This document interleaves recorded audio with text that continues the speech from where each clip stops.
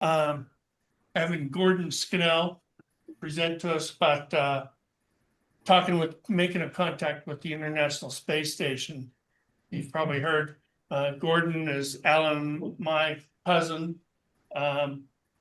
When we were young, Gordon, Alan, and I used to run around with our scanners and listen to all kinds of things, you know. And Gordon and I both got into radio, TV, and both had careers in video production and related technologies. Some aspect of radio is stuck with us all to this day. Gordon was the first one of us to get licensed. He got licensed in 2005. Lisa and Alan got theirs in 2015, and I got mine just like 3 years ago. Gordon was invited to take part in meetings at Johnson Space Center down in Houston, where they developed the amateur radio on the International Space Station program.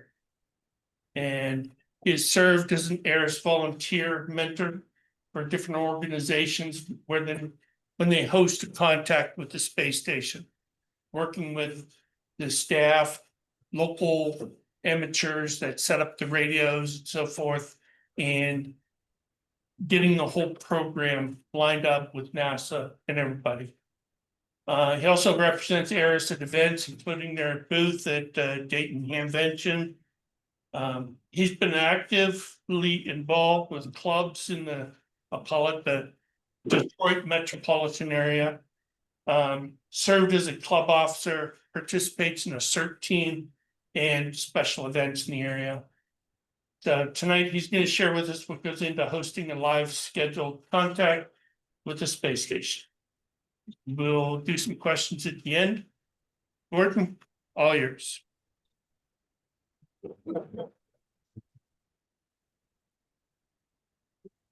No audio. I'm sorry, thank you. I had to unmute. Thanks, Dave, for the introduction there. Thanks to my cousins, both cousins, Alan and David, for introducing me to radio way back when we were, we were listening to scanners back then. I'm trying to share my screen. Can someone allow me to share the screen? I gotcha. Thanks.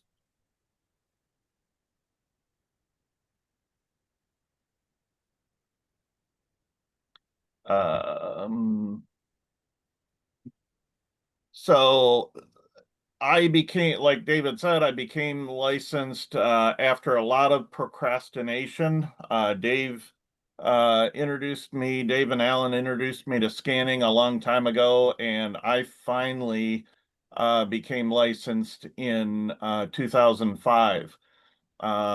Shortly after about 10 years after I got licensed, about the time my license needed to be renewed, I discovered ARISS in 2014 when I did the first contact I've ever did up here in Michigan at a school, not the one I work at, but another one. And I did that contact, and some of the people at the school I work in kind of got jealous.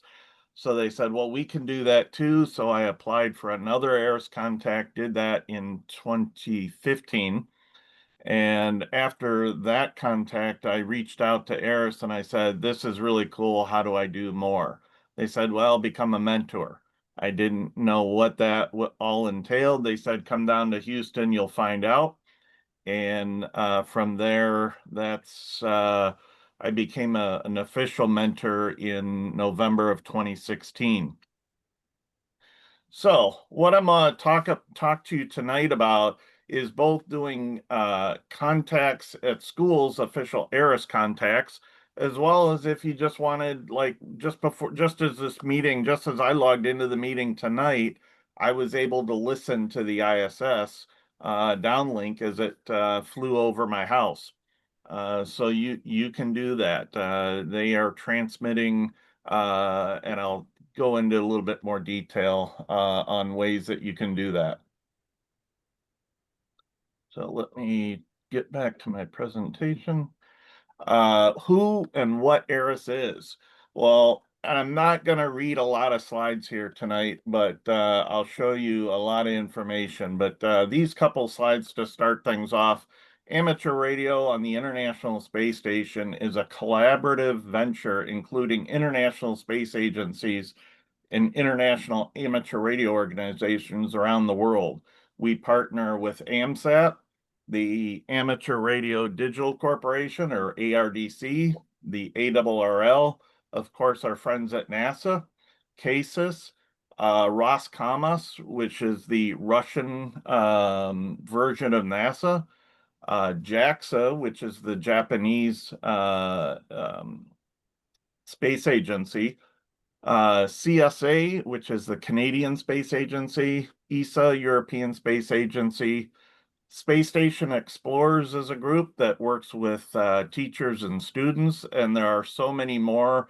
I could fill a whole slide on the partners that we partnership around the world with to make this all happen. So ARISS organizes scheduled contacts. These scheduled contacts take about anywhere between 6 months into a year to set up, and with classrooms, with schools. And currently I'm doing one in Terre Haute, Indiana is my current assignment. All of us are volunteers, including the astronauts. So when we talk to the astronauts, we're talking to them on their time. They're volunteering to help us out. The crew members and the school, the place that we do the contact with, will talk directly via amateur radio on a one-to-one conversation. We also do telebridges. So if you're in a location that doesn't necessarily have radio equipment, or you are in a tough spot to do amateur radio, we have ground stations within ARISS that we can do contacts with. We do organizations such as school assemblies, science centers, museums, libraries, scout jamborees, and space camps. Our goal is to get students, teachers, parents, and the community to learn more about STEAM, space station technology, and of course, amateur radio.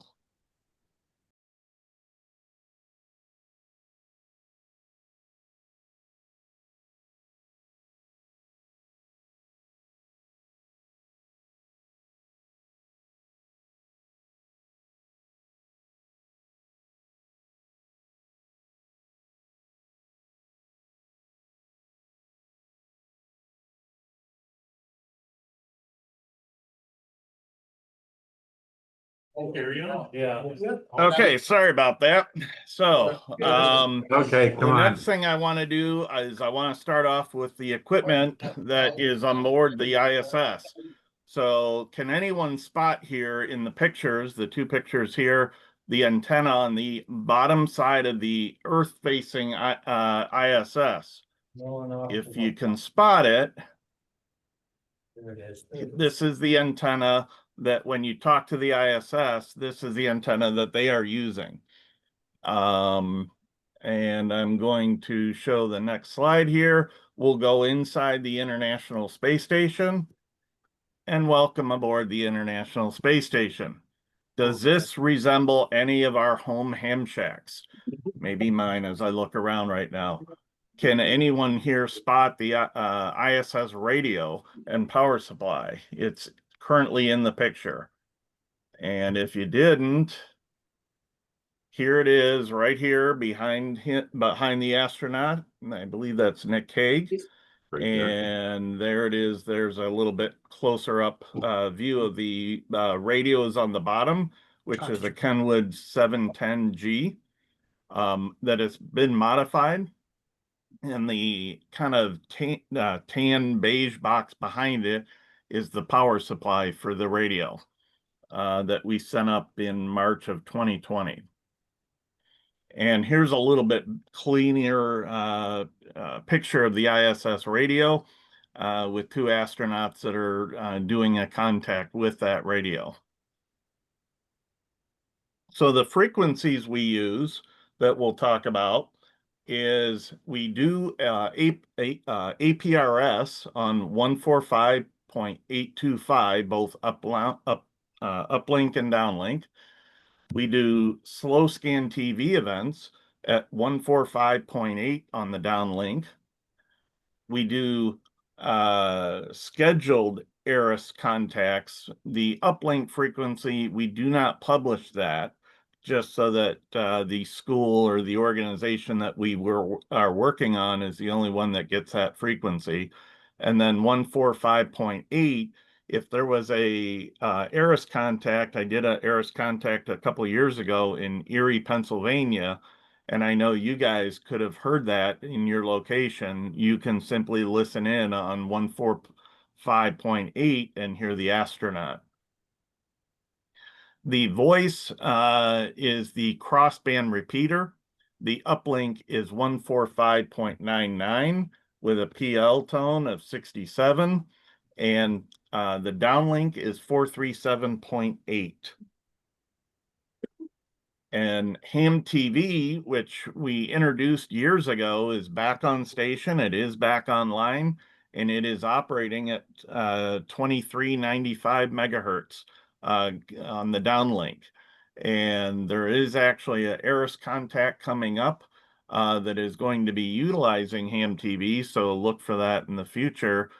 We are looking to do more Ham TV contacts in the future. So what is Doppler? This is something that you'll need to know about if you're going to listen to the ISS. As the ISS travels, you'll have about a 10-minute window of opportunity to listen to the ISS. In that 10-minute window, the frequency will adjust, similar to if you were standing next to a train track and a train went by.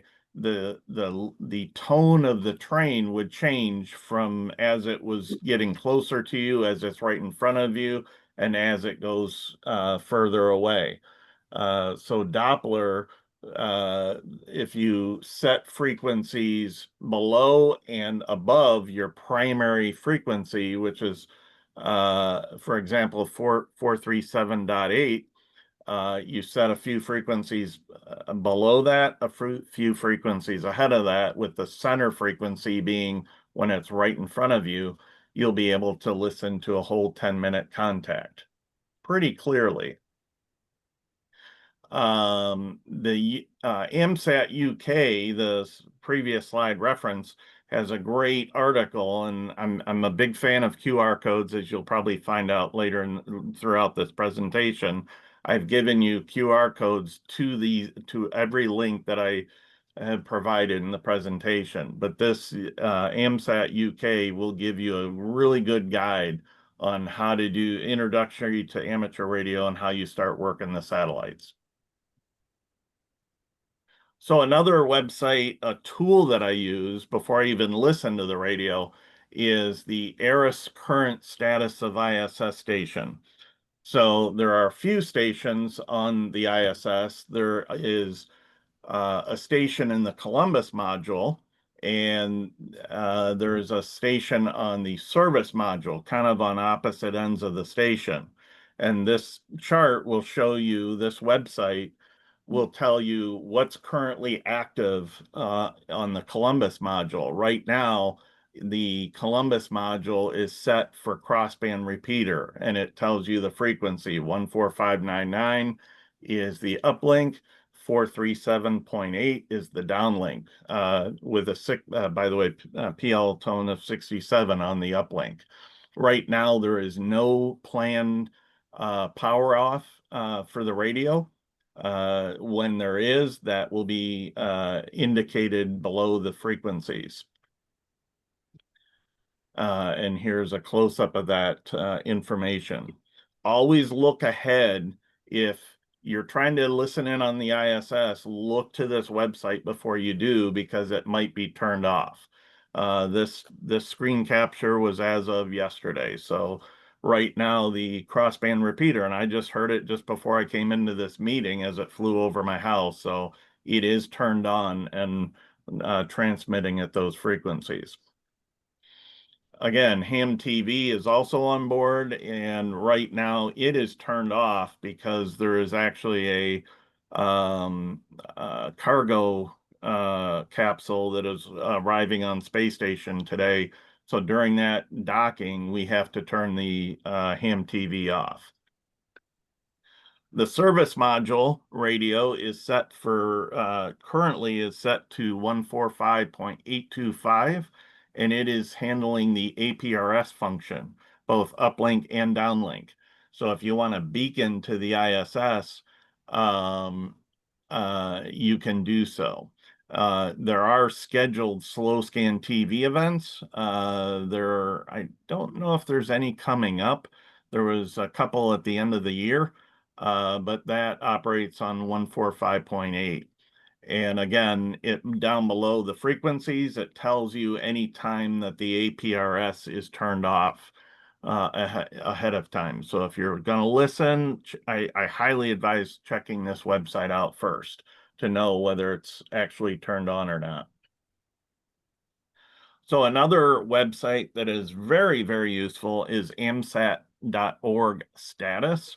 And again, the QR code is there, so you can simply hit that QR code and it'll take you right to the website. Here's a list of all the amateur radio satellites that are available to listen and talk to or beacon through. Here's a little closer up picture. So what this grid indicates is the blue indicates that there's some type of transponder that is on that satellite. The yellow means there's just a telemetry, so it's basically data. Red means there's no signal, so someone has reported no signal on this. Orange is a conflicting report. So let's say Dave heard the ISS at 6:30 tonight, but I didn't, but we were both trying. I would report on this website that I didn't hear it, but Dave might report that he did. Same pass, but it would show up as an orange block in the time area, similar to these that I think you can see up here towards the top.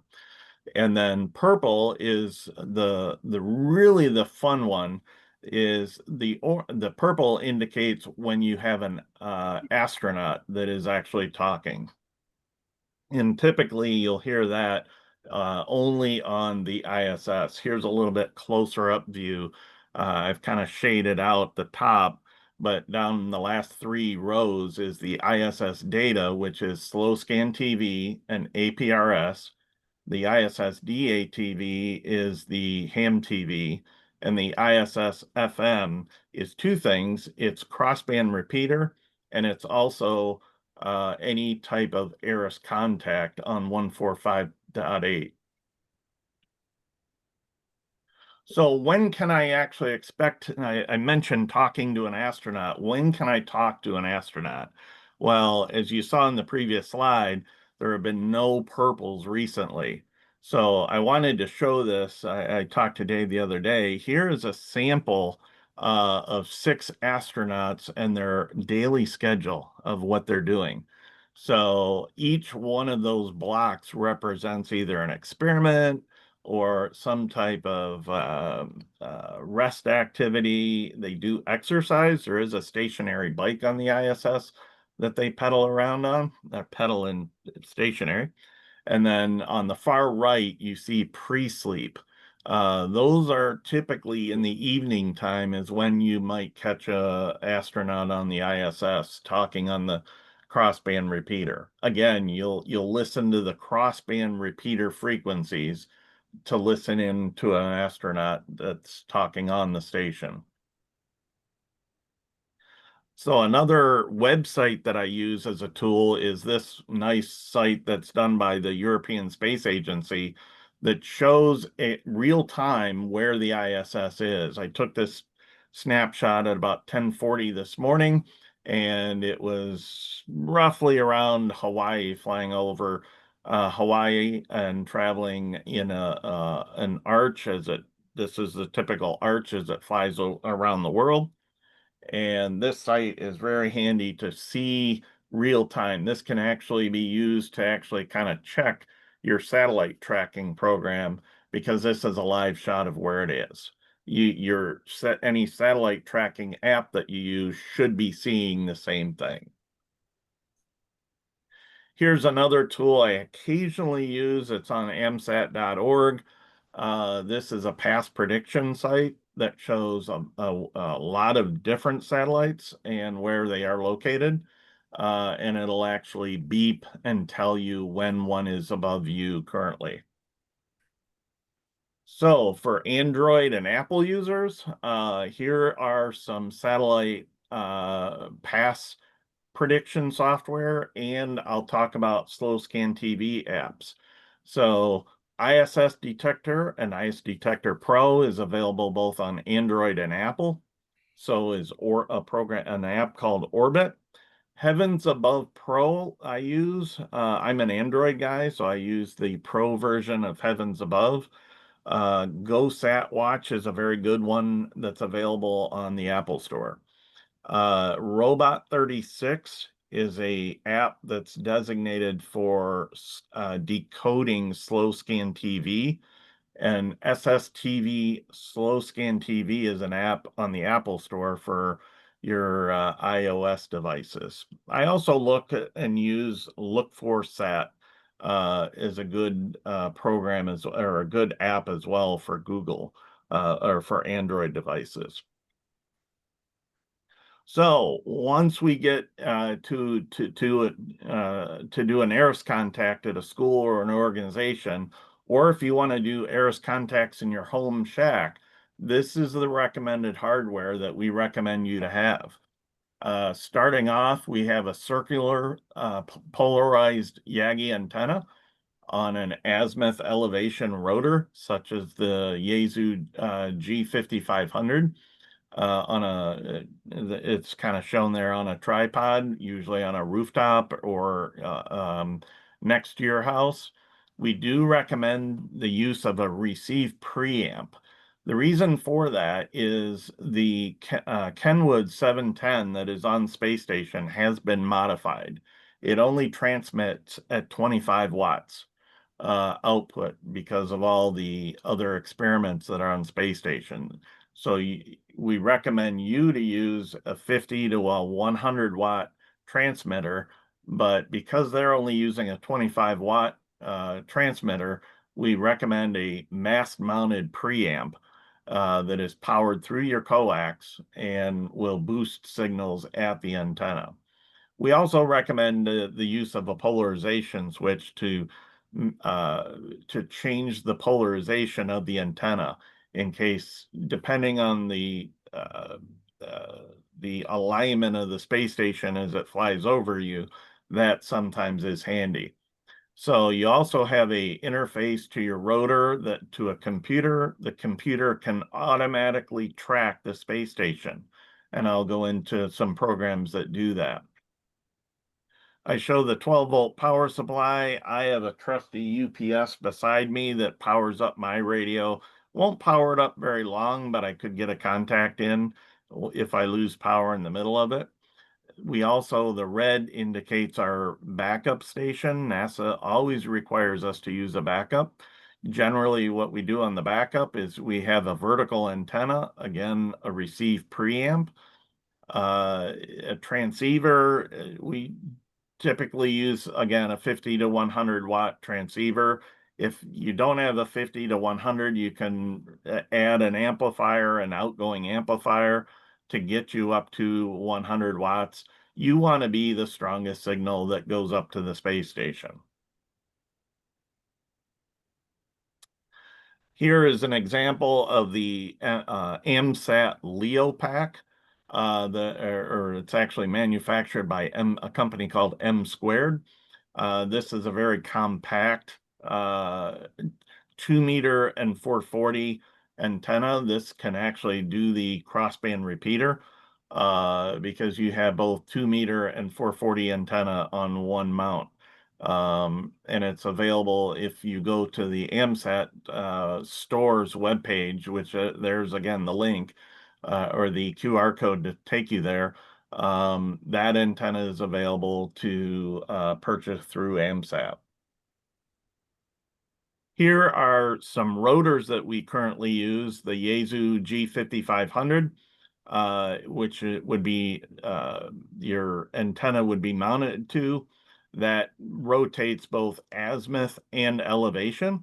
Another example of that is the Alpha Radio azimuth elevation rotor. The Alpha is very, very sturdy. Both have controllers that work with those radios or with those rotors. The also at the very bottom has the CSN Technologies SAT box, which basically is an interface between, and that only works with the Yaesu 5500. So that controls that Yaesu rotor between your computer and the rotor. So it'll actually, you load the what are called KEPs, which is instructions on where the ISS currently is, and the CSN technology tells the rotor where to point. So software that is available to control your rotor, I like gpredict. Right now I'm using a Linux computer, and gpredict works both on Linux and Windows. And the nice thing I like about gpredict on Windows is I can load that. I have it installed on a thumb drive. And we are getting some bad weather here in Michigan. Of all times, my weather radio goes off. I may not be able to reach that at the moment. Let me see if I can kill that here.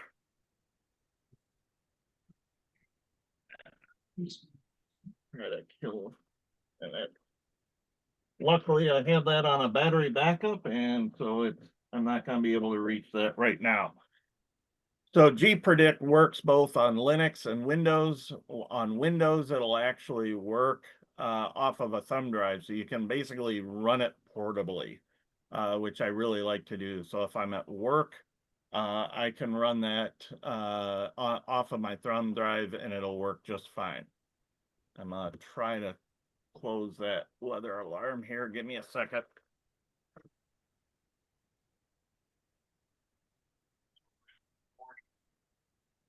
And I'm sorry about that. So another program I use quite a lot is a program called Orbitron, which is a free app, as is gpredict. I didn't mention the free on that. Orbitron, again, is Windows only, and it will also run off of a thumb drive. So I can take my thumb drive to work, run it on any computer I'm at. The Orbitron and gpredict both will control your radio and your rotor system. And I have the QR code for the link for that to install both of those. Another program, now this moves into a paid program. SAT PC32 is available on the AMSAT website, and SAT PC32 will control both your radio and your rotor. There is a fee to purchase that, but that's available on the AMSAT website. And a nice little app that I use sometimes. I don't, it can control your rotors, but I have never done so. The nice thing I like about this SimpleSat lookdown program is that it shows some good visuals because it uses Bing Maps. So you can actually zoom in on that bottom picture, and that green circle is where the ISS was when the screen capture was taken. You can zoom in or out, show the world view, show right down to your neighborhood because it simply uses Bing Maps. And the nice thing is the ISS travels at 17,500 miles an hour, so you can really see it crossing your neighborhood if you do zoom in on those maps. This is a very handy tool for visuals to show students exactly where the ISS is in terms of their buildings. So hardware wise with the radios, probably one of the most popular radios to do ISS contacts is the ICOM IC9700. It's a 2-meter, 440 and 1200 megahertz. It does have D-Star. And one other thing it does have is a micro SD card for recording. So your whole contact will be recorded on your micro SD card. Very nice radio. I would love to have one. I just haven't purchased it yet. Another radio that is popular to do ARISS contacts is the Yaesu. We try not to do one brand over another. The Yaesu FT991A does full HF 160 meters to 440. And many people like this radio because of the waterfall display as well as the good sounding audio that it can reproduce. So handheld radios, I own both the Kenwood D72A and the THD74A. I use both of these handheld radios. There's links there for both of these radios. And let me see here. The D72 is a 2-meter 440 dual bander. It does have built-in GPS, so you can actually do APRS. And the state you can do APRS to the station. And the nice thing about the D72 is it's full duplex. So when you transmit, you can actually hear the ISS at the same time. You don't necessarily need two radios to listen on one and transmit on the other. The only downside is it's discontinued, but you can still find some on like Facebook Marketplace, Craigslist, or sometimes even on eBay. I also own a Kenwood D74A. It's similar to the 72. It adds 220, which I don't really use. There's not a lot of 220 activity in my location. Also has the GPS receiver that allows you to do APRS. It adds D-Star. I don't know if D-Star is widely used in your area. It is used a little bit here in my area. It does not do full duplex. That is one disadvantage of this radio. But on the plus side, this radio has a built-in micro SD card similar to the ICOM 9700 that allows you to record your whole contact. So you don't have to write down, scribble call signs that you've heard, that you've done, that you've listened to, and you've made contacts with. The micro SD card will record them for you. The downside to this, it is discontinued. Kenwood does have a THD75, which is very similar, that is currently being manufactured and sold, that does a lot of these features as well. So Anytone came out with a radio, I'd say a couple years ago, the Anytone ATD878 UV2 Plus. It is a 2-meter 440 dual bander that has GPS, so you can use APRS. It also does DMR, and it does do satellite tracking and compensates for Doppler. You put this thing in satellite mode, you pick a satellite you want to hear, and it will automatically tune to that frequency, and it'll change the frequency for the Doppler effect. The only disadvantage of this radio, with the new update of the firmware, it does disable the satellite functions. There is a problem with Anytone is fully aware of it, and if you have this radio, I advise doing what I did, do not upgrade the firmware.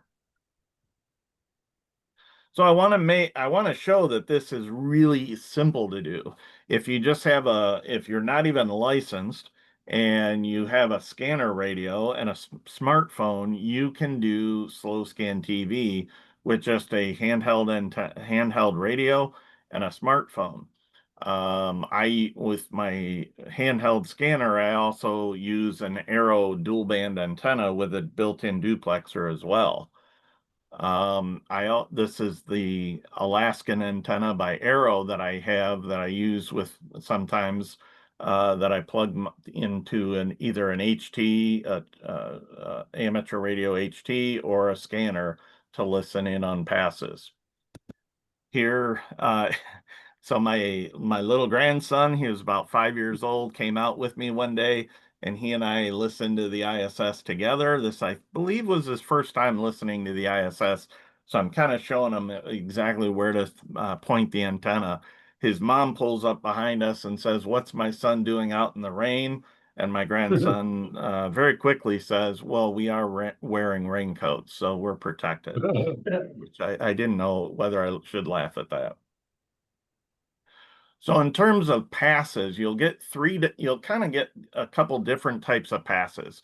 So the first box on the left shows a low pass, which really, if you have buildings around you, mountains, if you live in a mountainous area, you probably won't want to do a listen in on a low pass.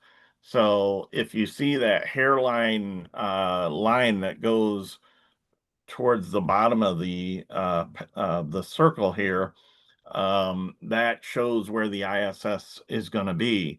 On this pass, I wouldn't even attempt this pass because it's just too low. I've been, multi-story buildings all around me at home or at work, so I probably wouldn't even had tried this pass. The medium pass, this picture is actually from the pass that just happened at 6:30 tonight. So this is a really decent pass. It's not right above my head, but it's enough off the horizon that I can easily make a contact with it.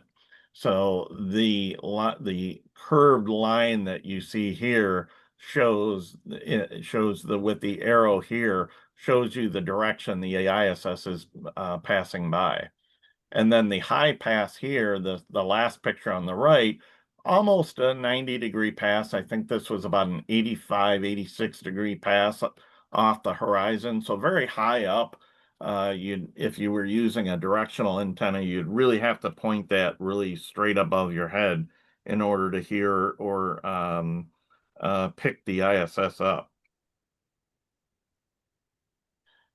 So what I'm gonna do is I'm going to play a little bit. I don't know if you can hear this, but I did record a sample of the crossband repeater that I recorded back in August 2nd of this year from my work using my Kenwood D74A. And oops, I'm gonna stay on that slide. And you're basically hearing, if you can hear this, is they're throwing out their call sign and usually their grid location so that you know where they're at. And then I also created a special slow scan TV slide that if you can hear this, this is what you're going to hear when you do slow scan TV. And when I give you this slide presentation, you'll be able to actually decode this image. And I see someone did just report that there's no audio. So once you get this, I am going to be sharing this presentation and afterwards, and you'll be able to listen to what slow scan TV sounds like. I'm sorry that don't know why that um, I'm not gonna try to do that. So since December 12th of 2000, we've done approximately 1,800 ARISS contacts. Those are official school contacts. And right now, the score, right now, if you're keeping score, Ohio has 18 contacts, and up here in Michigan, we've only done 15. So right now, you're leading my home state in terms of total ARISS contacts that were completed. So if you want more information, one book I highly recommend getting is the Getting Started with Amateur Satellites. This book is produced by AMSAT, and there's links both to the digital download or the hardcover copy of this book. Both are available on the AMSAT website, and I highly suggest this book. Really goes into detail on not only ISS, but all of the amateur radio satellites that are available. And if you're lucky enough to do an ARISS contact, I highly recommend you to do a apply for a QSL card. They do ISS QSL cards, and here's the sample front and back of the QSL card that you'll get, and that'll record your day, your time, what mode you did the ISS on, and they'll mail you, as long as you mail a self-addressed stamped envelope, they'll mail you a card.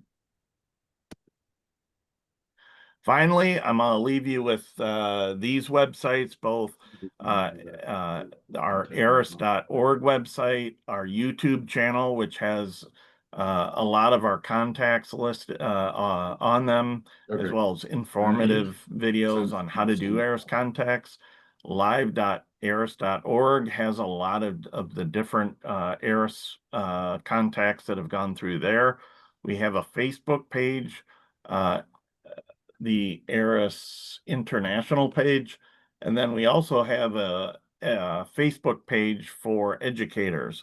ARISS US Education is a group on Facebook that a lot of teachers follow. And with that, I'll hand it back over to you and ask if there's any questions, and I'll unshare my slide here.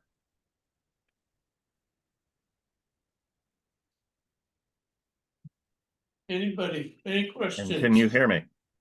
Yes, we did. We can hear you. Can you hear us? Great. I don't think he can hear us. Gordon? Well, I guess that goes to anybody else in the Zoom meeting, making sure it's not an issue on our end. Can anybody else hear us? I can hear you. Oh, okay, we can hear. Okay, awesome. I got a question. Go ahead. Gordon, great presentation. Thank you very much.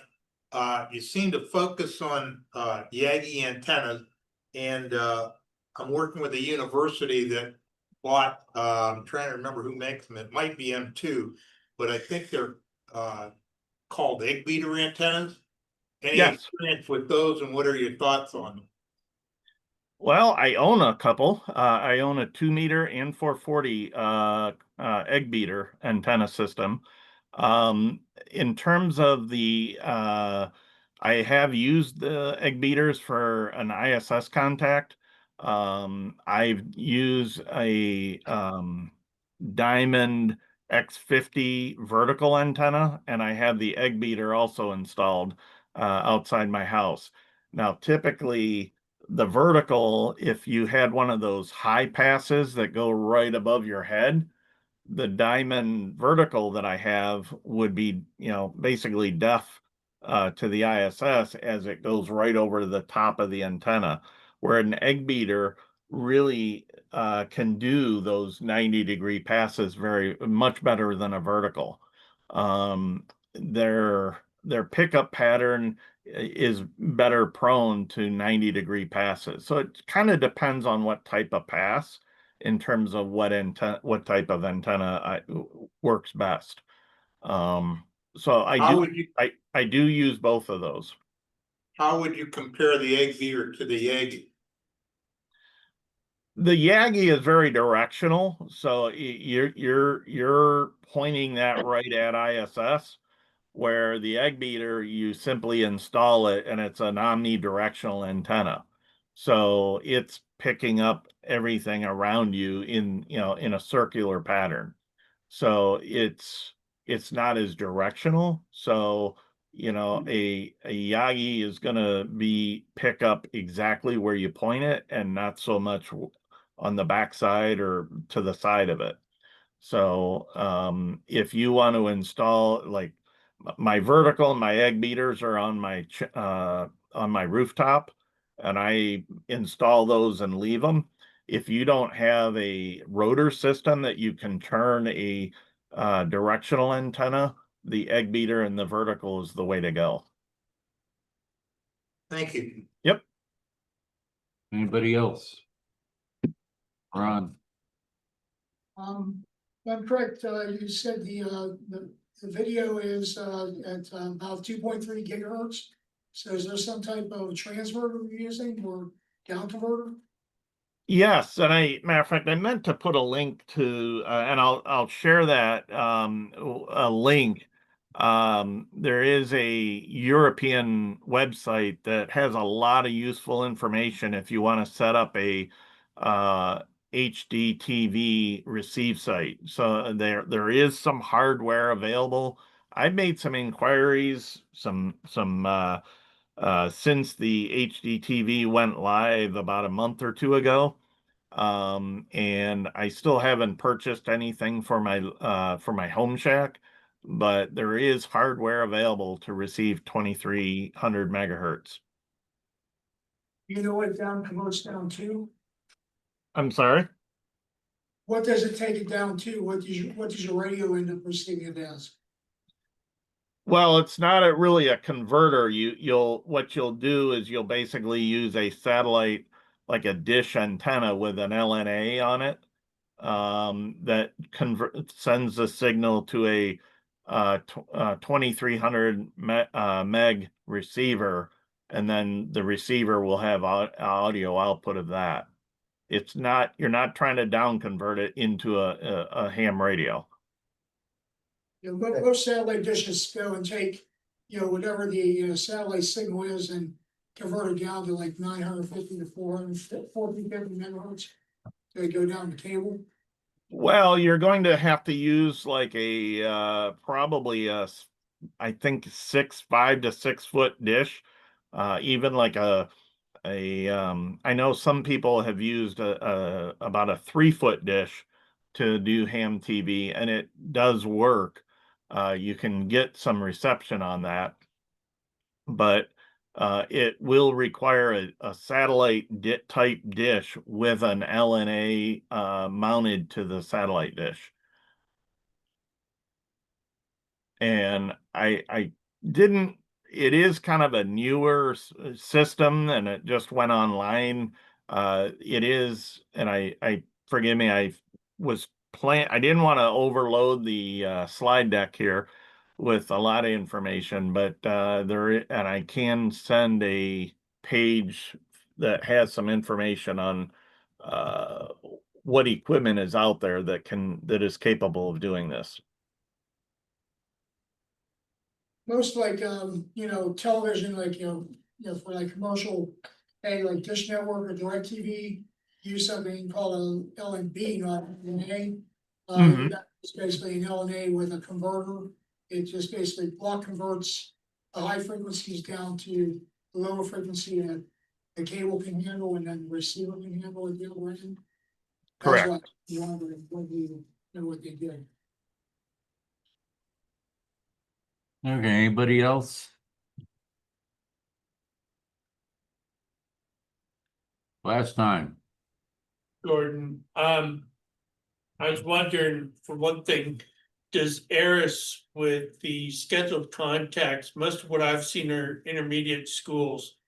Do they do anything with higher education? Like maybe college? We have done some at colleges. We've done we've done everything from elementary, middle, and high school, but we also do colleges. We do groups like the museum that I'm currently working with has all age of kids involved.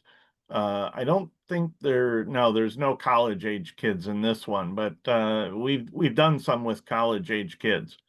And basically they're in the school's proposal, you put what area of education you're in. So we try to get as much wide range of kids as possible to be able to experience this. Gordon, what's the projected time frame? I know the space station's got a limited life to talking about taking it down or decommissioning it soon. Mhm.